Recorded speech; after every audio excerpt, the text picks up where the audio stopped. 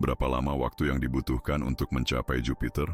Jupiter adalah salah satu planet paling signifikan di tata surya kita. Dengan badai besar berbentuk antisiklon dan medan magnet yang begitu kuat sehingga menantang pemahaman. Jupiter sungguh memikat. Banyak orang mungkin lebih memilih pergi ke Saturnus, tentu saja, karena cincinnya yang indah.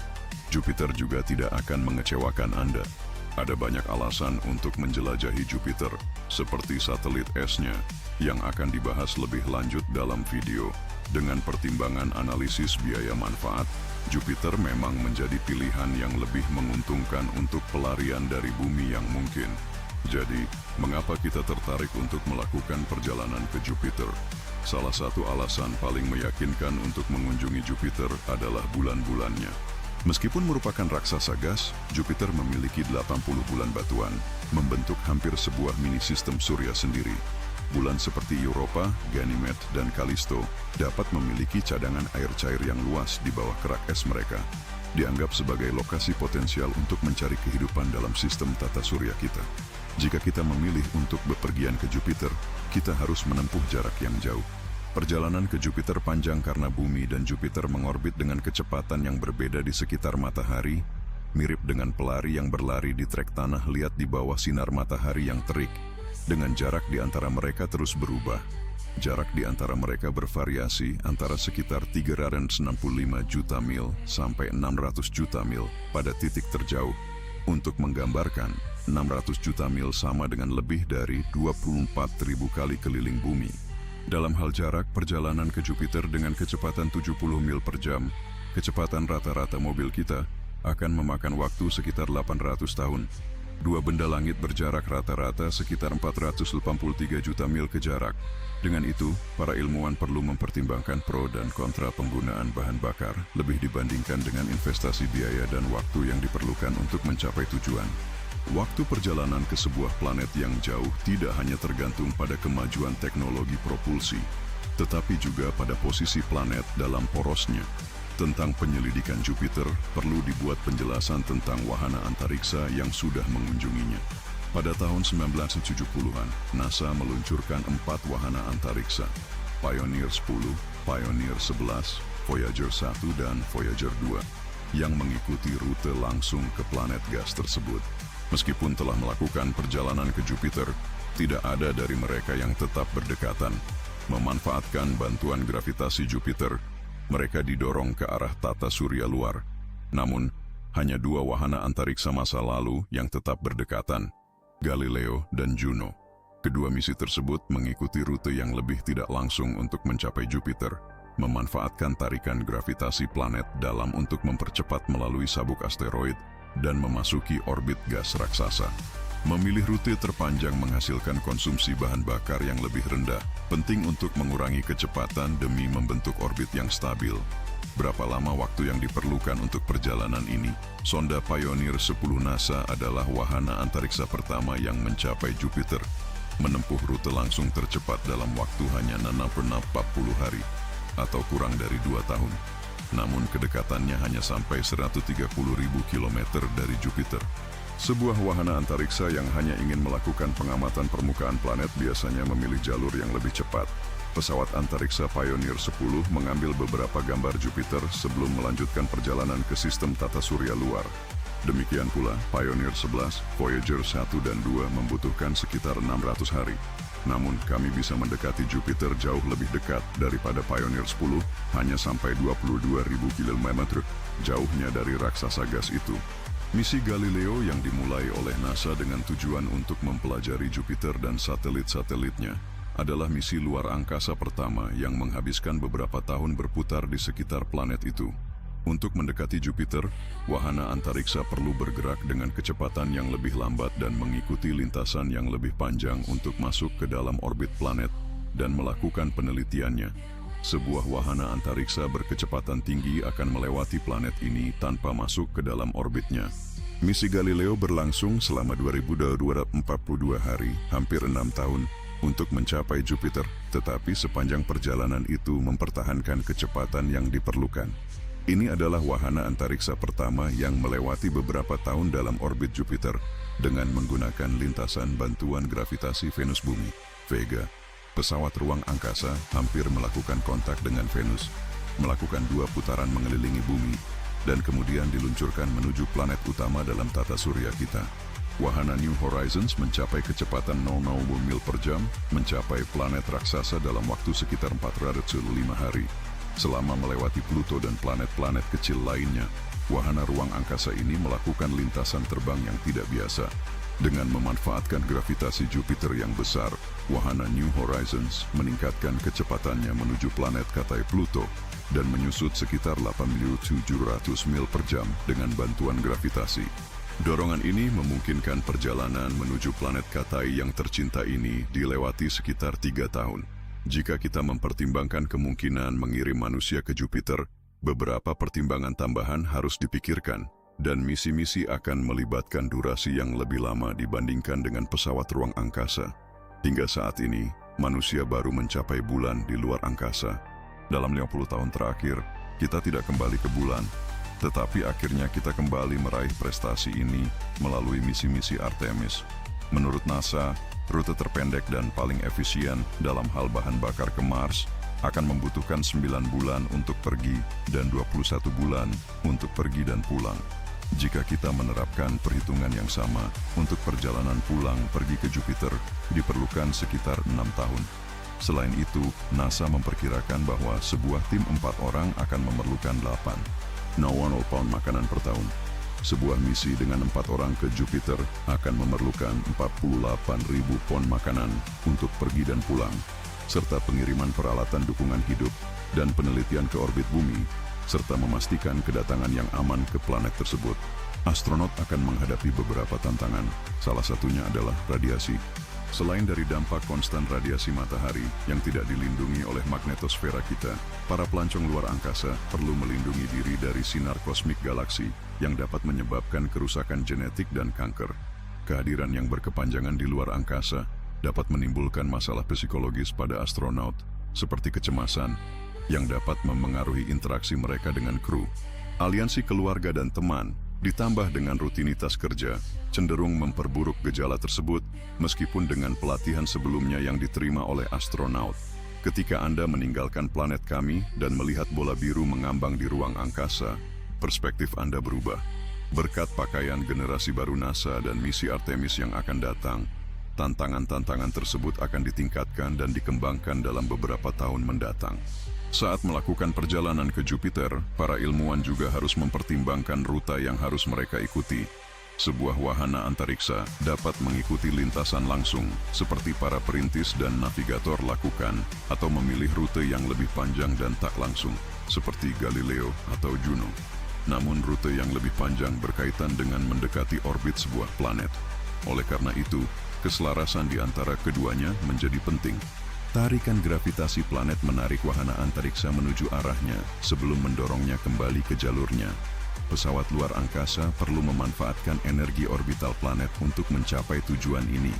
Kehilangan energinya sangat minimal sehingga, meskipun planet kehilangan sebagian energinya, perlambatan gerakan tidak relevan. Yang terakhir, muncul pertanyaan tentang metode apa yang paling efektif untuk mencapai Jupiter. Meskipun memungkinkan untuk mencapai Jupiter dengan lebih cepat, dan menghabiskan waktu bakar bahan bakar yang lebih sedikit, ada metode yang lebih efisien dalam hal bahan bakar yang akan menghasilkan penghematan uang yang signifikan dan sumber daya berharga lainnya. Selain itu, bukan hanya uang yang menjadi hambatan dalam situasi ini. Satelit berkecepatan tinggi juga menghadapi tantangan untuk melambatkan kecepatan hingga ke kecepatan yang benar dan masuk ke orbit benda langit.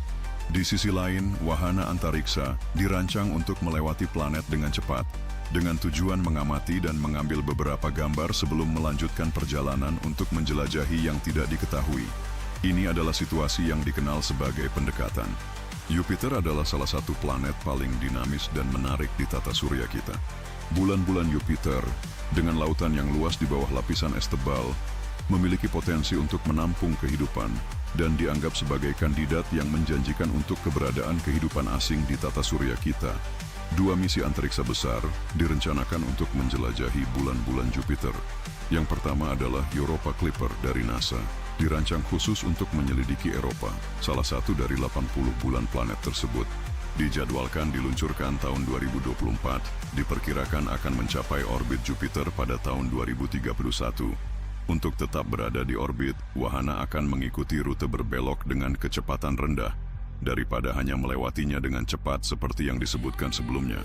Sebuah proyek lain, yang disebut Jupiter Icy Moons Explorer, sedang direncanakan oleh European Space Agency untuk diluncurkan pada tahun 2022 dan mencapai orbit Jupiter pada tahun 2029.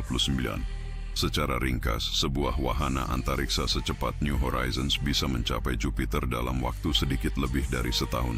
Namun, jika tujuan misi antariksa hanya untuk melakukan penerbangan cepat melewati Jupiter, diperlukan sekitar 550 hingga 650 hari rata-rata. Sebuah pesawat luar angkasa perlu berada pada kecepatan yang sesuai saat memasuki orbit Jupiter agar bisa menjelajahi baik planet itu sendiri maupun satelitnya. Pendekatan ini akan memungkinkan pesawat diambil oleh raksasa gas yang menyimpan informasi berharga untuk pemahaman tentang tata surya kita. Berapa lama waktu yang diperlukan untuk mencapai Saturnus? Saturnus dianggap sebagai salah satu planet paling indah dalam sistem tata surya kita, terutama karena cincinnya yang mengesankan. Kadang-kadang kita bisa melihatnya sebagai titik kuning yang kabur di langit malam, memberikan kesan dekat saat dilihat dengan teropong atau teleskop, namun sebenarnya ia berada sangat jauh. Saturnus dianggap salah satu planet yang paling cantik dan menarik di tata surya, membangkitkan minat para ilmuwan selama dekade, bahkan milenium. Menurut teori kosmogoni Laplace, Saturnus mewakili tahap awal dalam perkembangan tata surya, namun bukan hanya itu alasan utama yang membuatnya begitu menarik bagi orang-orang di seluruh dunia. Para lingua Indonesia, o texto traduzido para ilmuwan juga menyelidiki solusi untuk pertanyaan seperti asal-usul cincin Saturnus, keragaman warna lingkaran itu, sumber cahaya lembut alaminya, dan alasan mengapa Saturnus memiliki sejumlah besar bulan. Selain itu, beberapa bulan Saturnus terus membingungkan para ilmuwan. Melalui misi Cassini, para ilmuwan dapat menyaksikan fenomena yang belum pernah terlihat sebelumnya, termasuk kemungkinan bahwa Titan, satelit Saturnus, dapat mengandung kehidupan. Eksplorasi Saturnus menjadi lebih menarik dengan penemuan satelit lainnya, seperti Enceladus. Berdasarkan semua alasan ini dan kemungkinan adanya basis manusia di salah satu bulan Saturnus, eksplorasi planet ini bisa menjadi tujuan utama umat manusia suatu hari nanti, bersama dengan eksplorasi Mars. Untuk mencapai Saturnus, sangat penting bagi kita untuk memahami jarak sebenarnya yang memisahkan kita dengannya. Apakah Anda menganggap bahwa perjalanan ke planet dengan cincin itu akan panjang? Apa tantangan yang akan dihadapi dalam perjalanan manusia? Mari kita mulai dengan sesuatu yang dasar. Jarak antara Saturnus dan kita. Seperti bumi, Saturnus memiliki orbit elips mengelilingi matahari, miring sebesar 2,4 derajat dibandingkan dengan kita. Hal ini membuat menentukan jarak antara planet menjadi tugas yang rumit. Sampai ke tujuan di bumi bisa memerlukan periode waktu yang bervariasi tergantung pada rute yang dipilih. Begitu juga dalam mencapai Saturnus dapat memerlukan jumlah waktu yang berbeda tergantung pada rute yang dipilih. Sementara kedua planet tersebut bergerak melalui ruang angkasa, jarak di antara mereka selalu berubah, dengan total sekitar 746 juta mil. Ketika mereka terdekat, planet berjarak sekitar 2 miliar kilometer yang setara dengan 8 kali jarak antara bumi dan matahari.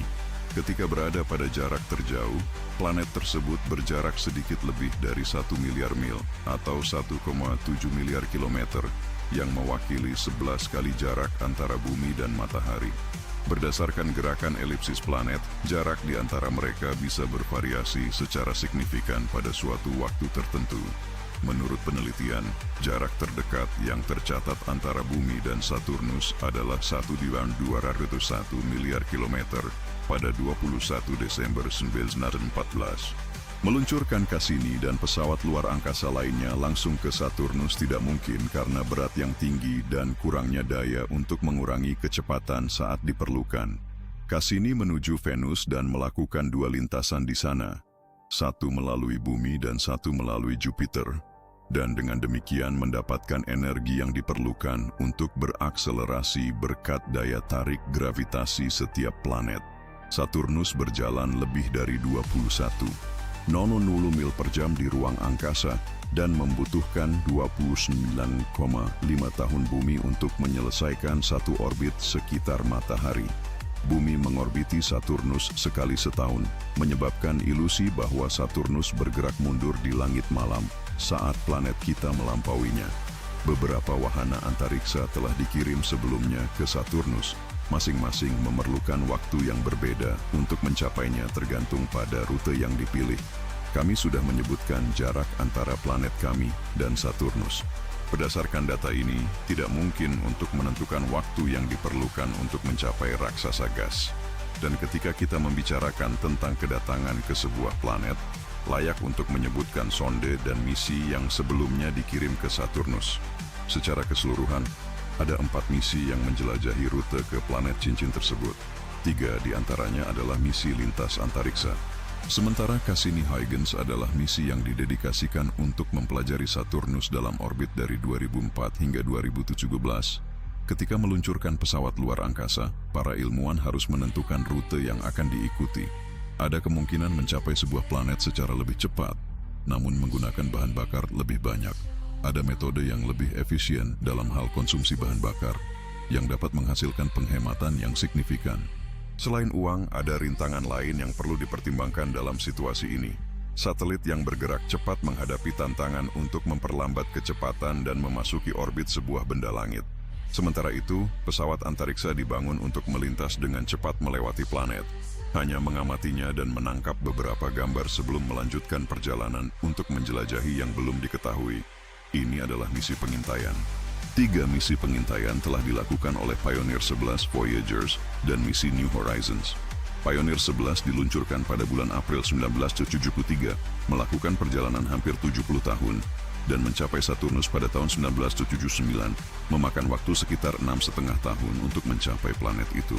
Voyager 1 diluncurkan pada tahun 1977, mencapai Saturnus pada tahun 1980 setelah 3 tahun dan 2 bulan. Pesawat ruang angkasa Voyager 2 diluncurkan sebelum Voyager 1, namun baru mencapai Saturnus pada bulan Agustus 1981, setelah 4 tahun perjalanan. Sementara misi Cassini-Huygens yang diluncurkan pada tahun 1997, memegang rekor waktu untuk mencapai planet cincin. Butuh 7 tahun hingga tiba pada tahun 2004, memanfaatkan gaya tarik gravitasi planet terdekat. Sonda New Horizons adalah yang paling cepat mencapai Saturnus, hanya memakan waktu 2 tahun 4 bulan untuk tiba di sana. Perbedaan waktu perjalanan pesawat antariksa disebabkan oleh berbagai faktor yang memengaruhi lintasan menuju sebuah planet di tata surya kita. Selain jalur dan metode yang dipilih oleh ilmuwan untuk peluncuran sonda, ada elemen lain yang perlu dipertimbangkan. Faktor penentu utama adalah apakah pesawat ruang angkasa diluncurkan secara langsung ke arah Saturnus, atau dikirim ke objek angkasa lain dalam tata surya, dan hanya menggunakan energi potensial gravitasi Saturnus untuk mendorong dirinya. Sebelum mencapai Saturnus, beberapa pesawat ruang angkasa diarahkan ke objek angkasa lain. Aspek lain yang penting untuk dipertimbangkan adalah jenis mesin yang mendorong pesawat luar angkasa, apakah efisien dalam bahan bakar atau tidak. Poin ketiga yang harus dipertimbangkan adalah bahwa melambat membutuhkan waktu yang lama. Jadi, jika pesawat luar angkasa hanya berada dalam perjalanan, diperlukan perlambatan, tetapi jika berada dalam orbit, perjalanan ke Saturnus akan lebih lama.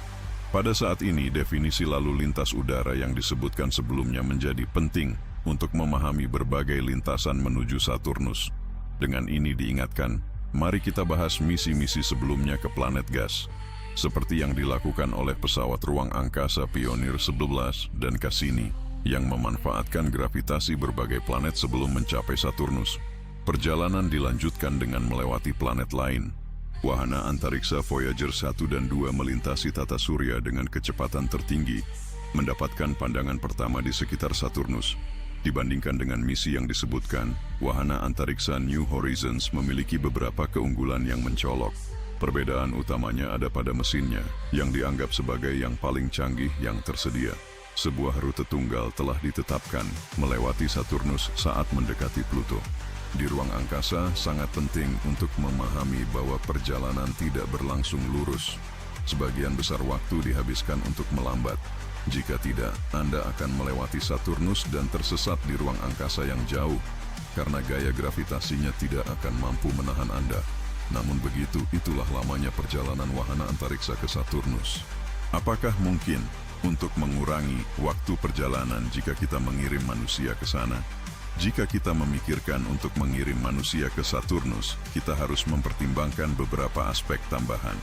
Misinya juga akan membutuhkan waktu lebih lama daripada pesawat ruang angkasa. Berbagai faktor perlu dipertimbangkan.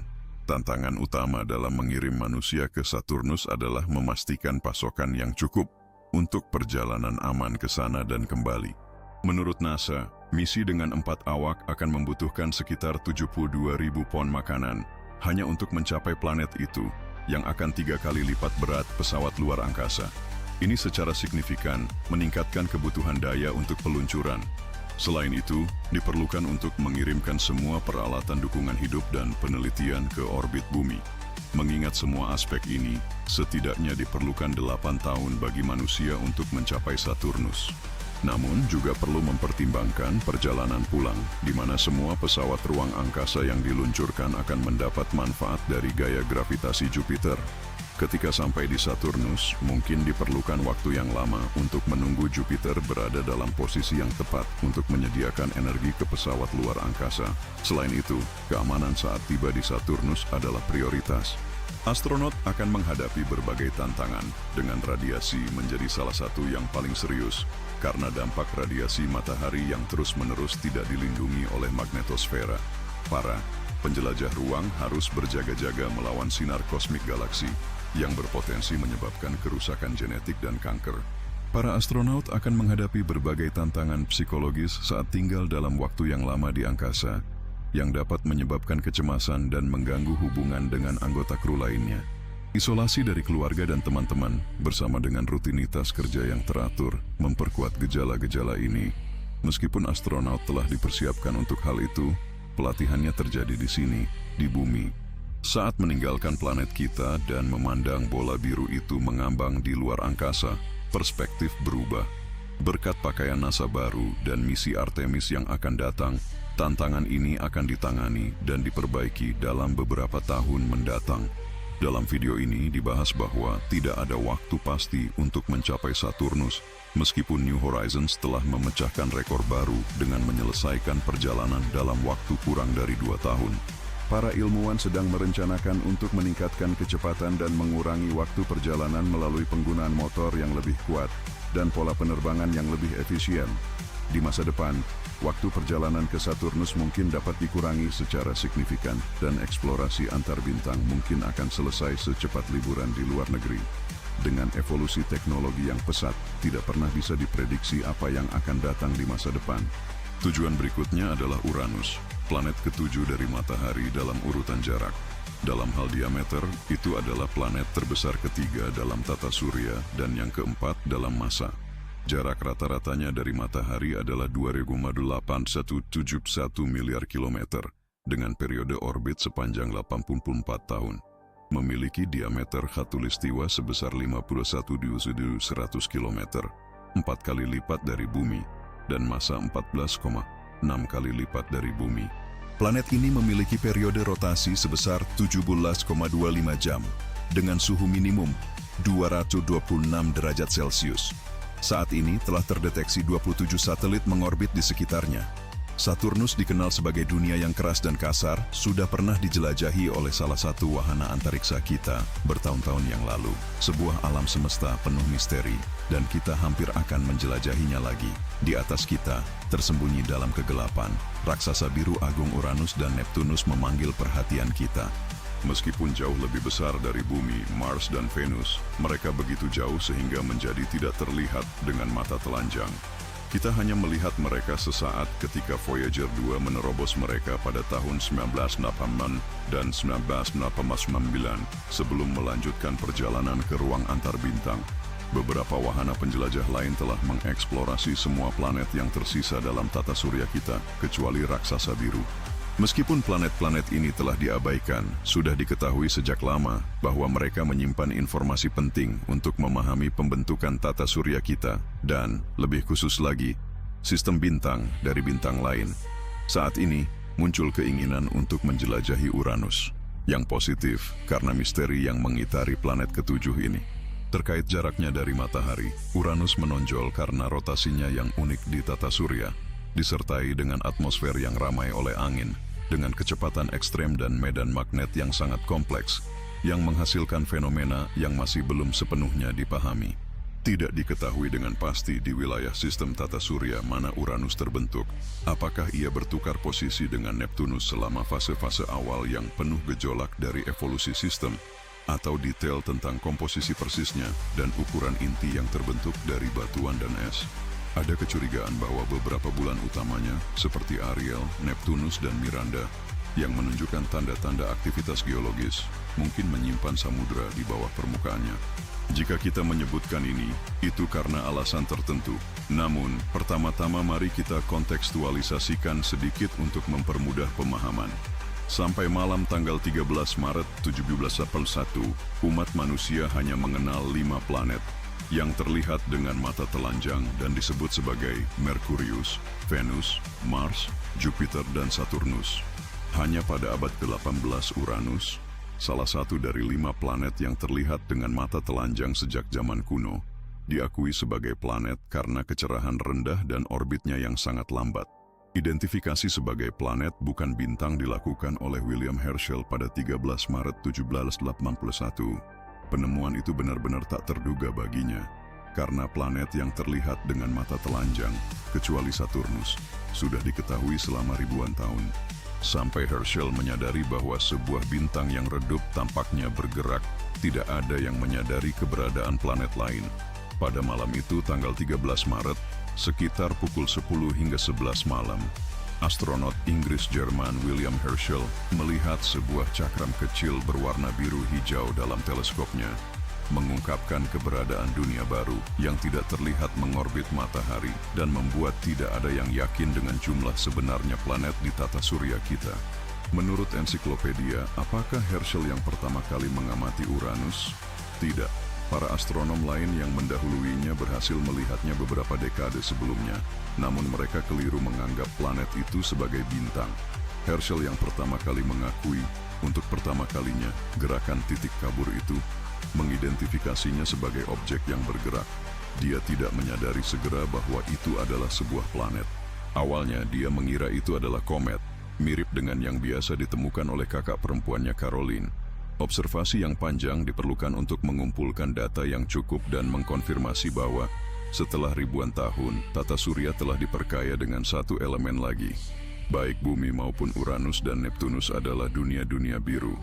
Neptunus, yang globusnya berwarna biru laut yang dilalui oleh awan-awan putih, tampaknya merupakan klon planet kita pada pandangan pertama.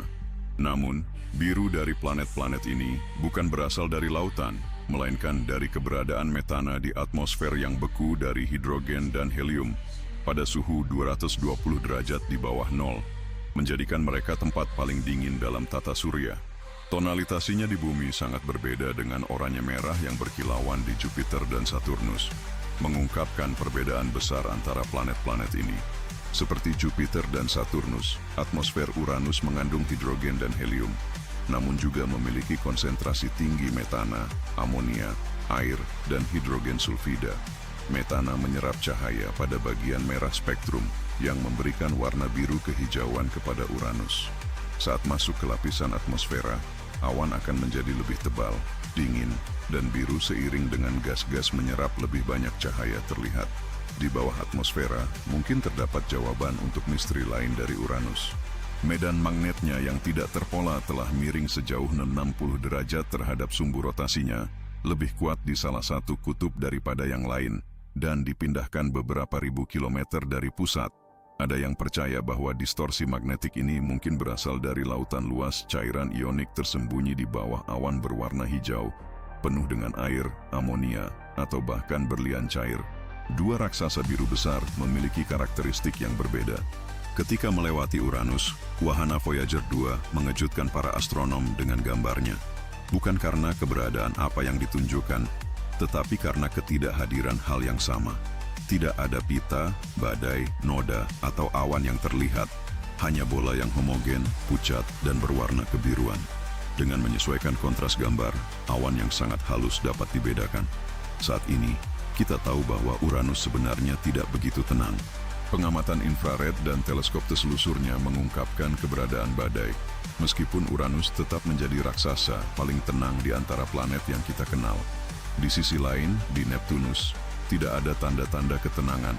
Angin terkuat di tata surya bertiup di sana dengan kecepatan 1.700 km per jam, 3 kali lebih intens daripada angin terkuat yang pernah tercatat di bumi. Badai, pita, dan awan jelas terlihat, dan semua kekacauan itu membuat Neptunus bersinar dengan gemerlap biru yang mengesankan.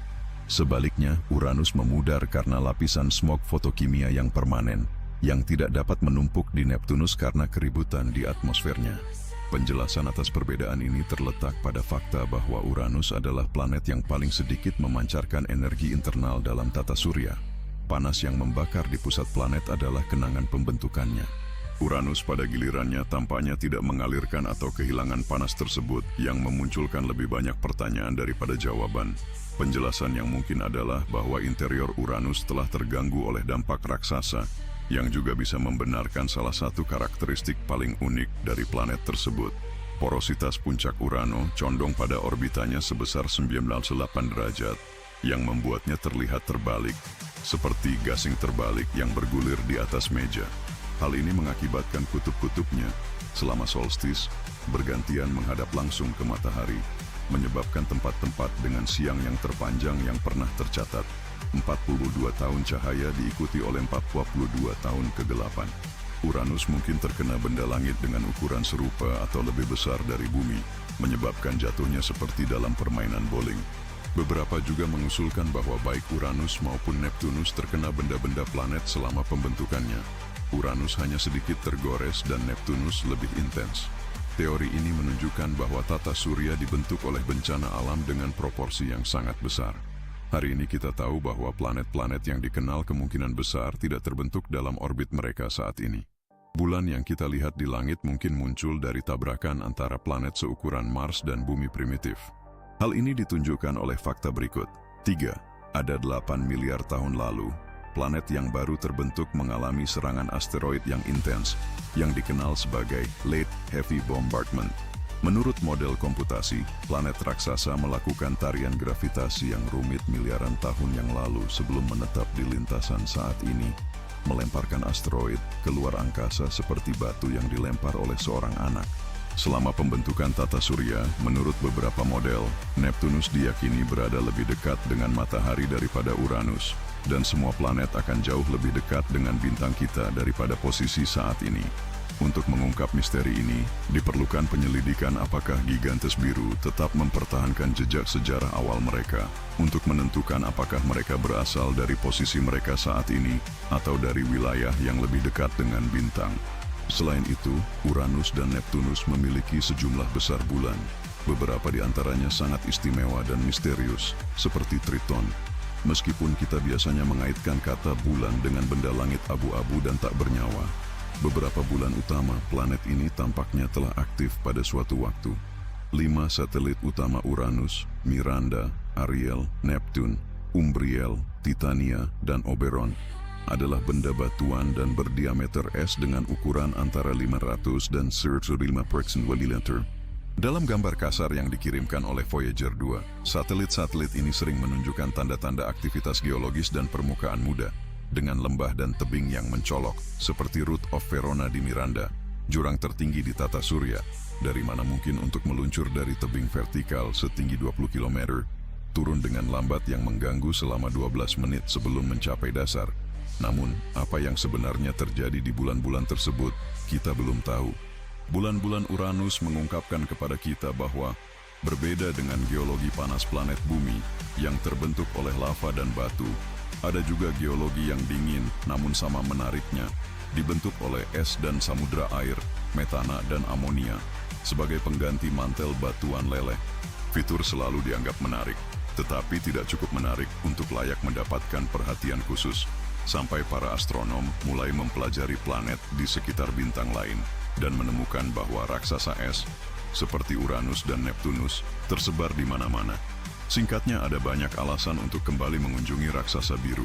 Akademi Sains Nasional AS baru-baru ini mengeluarkan laporan mendorong NASA untuk merencanakan pengiriman pesawat ruang angkasa ke Uranus sesegera mungkin. Ini menandakan bahwa misi berikutnya yang mungkin menonjol akan menempatkan pesawat ruang angkasa dalam orbit dari planet misterius dan diabaikan. Sebuah misi yang sudah dinamai Orbit dan pesawat pendarat Uranus telah diusulkan dengan tujuan untuk menempatkan satelit dalam orbit Uranus untuk mengamati karakteristik planet itu secara rinci selama beberapa tahun, serta meluncurkan pesawat pendarat ke atmosfer tebalnya. Uranus dipilih dari misi yang diusulkan karena tidak mungkin mengirim pesawat pendarat ke Neptunus dalam 10 tahun ke depan. Sehubungan dengan Uranus, ada dua peluang yang mungkin terjadi pada bulan Juni 2031 dan April 2032. Keduanya memungkinkan penggunaan Jupiter sebagai pelontar gravitasi untuk perjalanan selama sekitar 13 tahun. Untuk mencapai tujuan tersebut, misi harus disetujui dan pekerjaan pengembangan harus dimulai sampai tahun 2024. Kesempatan peluncuran lain pada tahun 2032 akan membutuhkan lintasan menuju planet dalam untuk mencari bantuan gravitasi tambahan yang akan menghasilkan perjalanan dengan durasi lebih dari 15 tahun. Oleh karena itu, NASA memiliki 10 tahun untuk merencanakan pesawat ruang angkasa dan mengumpulkan $4 miliar yang diperlukan untuk pembuatannya. Ini bukanlah sesuatu yang segera terjadi, karena akan lebih dari 20 tahun. Sebelum kita memiliki akses ke gambar dan data dari dunia yang begitu jauh. Pada saat itu, kami akan mendarat di Mars dan mendirikan basis permanen di bulan, menciptakan era pencapaian yang mendebarkan. Mari kita nantikan dengan penuh harapan hari-hari bahagia yang akan datang.